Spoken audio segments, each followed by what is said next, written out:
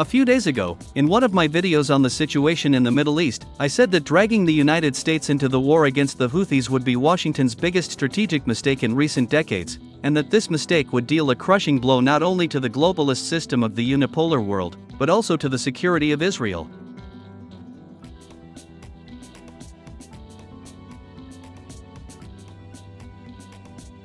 Observing what is happening in the Middle East, it seems that an ideal plan of action has been developed against the globalists in Washington and London, to weaken them and shift them from the world stage.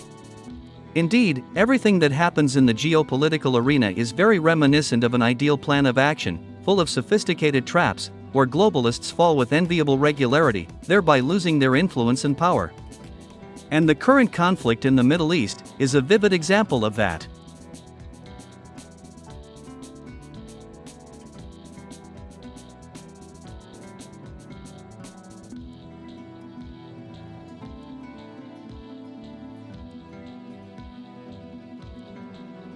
The outbreak of war in the Middle East has a pronounced phased character. In early October, Hamas provoked Israel to launch a ground operation in the Gaza Strip, as a result of which the Israel Defense Forces were bogged down in this conflict, suffering huge losses in manpower and heavy equipment, while forcing Washington to spend huge financial and military resources to support Tel Aviv. Later, Yemen's Houthis began not only firing their rockets at Israel, but also blocking merchant ships of Western countries, thereby challenging the Anglo-Saxons themselves.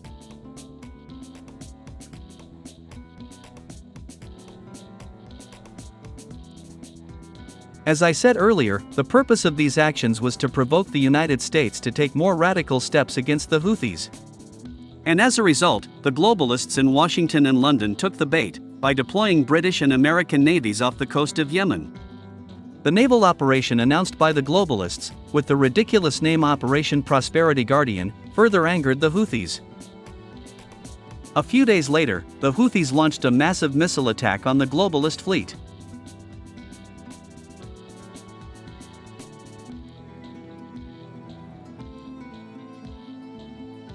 And in order not to lose face, the United States and Britain were forced once again to take the bait and take more radical steps.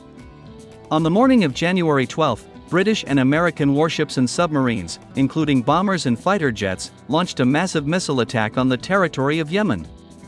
According to the Houthis themselves, about 73 missile strikes were carried out on the territory of Yemen.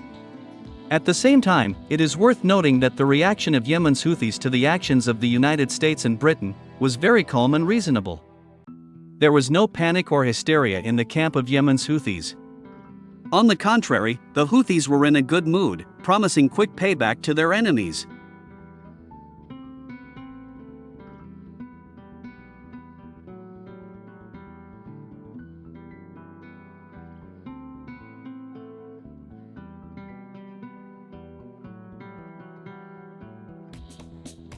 It became clear that they were carefully preparing for such a development of events, and that this missile attack did not cause significant damage to strategically important military facilities of Yemen's Houthis. This map shows the places in Yemen where the globalists launched missile strikes. However, there is still no confirmation or evidence that Yemen's Houthis have suffered any damage. At the moment, the globalists, led by the United States, are waiting with bated breath for the Houthis' response.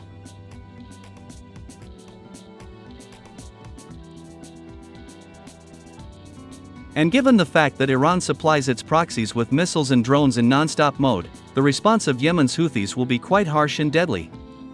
If they manage to sink at least one British or American ship, it will force Washington to launch a ground operation in Yemen. As a result, Washington will spend even more resources, finally finishing off its already shattered economy. And that's exactly what the proponents of a multipolar world are trying to achieve. Their goal is to get the United States even more involved in a major war in the Middle East.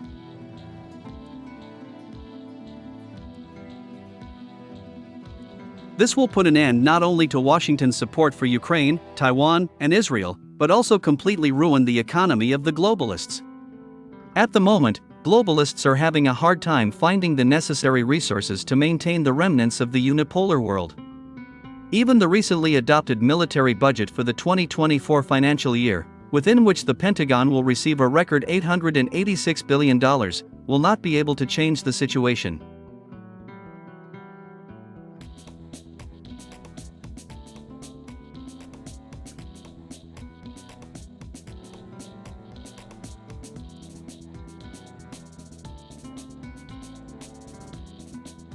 This year, the United States is also expected to have a record budget deficit, which will amount to a record $2 trillion.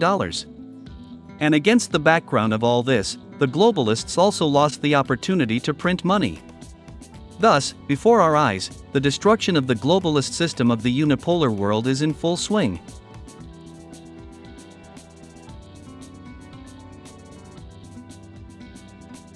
At the same time, do not forget that Hezbollah is still on the border with Israel in full combat readiness. And as soon as the globalists finally weaken, Israel will be knocked down on all fronts, in the north, south, and east.